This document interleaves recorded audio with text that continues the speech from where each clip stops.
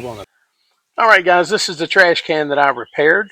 You can see the scar all the way up the side, and it's split from the bottom all the way up almost to the rim, and it was split because there was too much weight.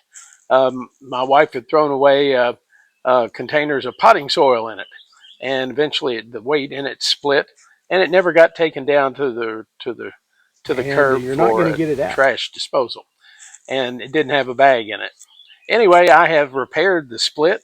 Now it's fine for any general garbage that's not real heavy, and I think it would still hold up well even with heavy garbage.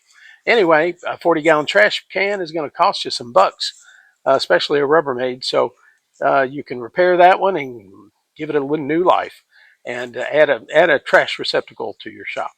All right, see you next time on the Shade Tree Garage.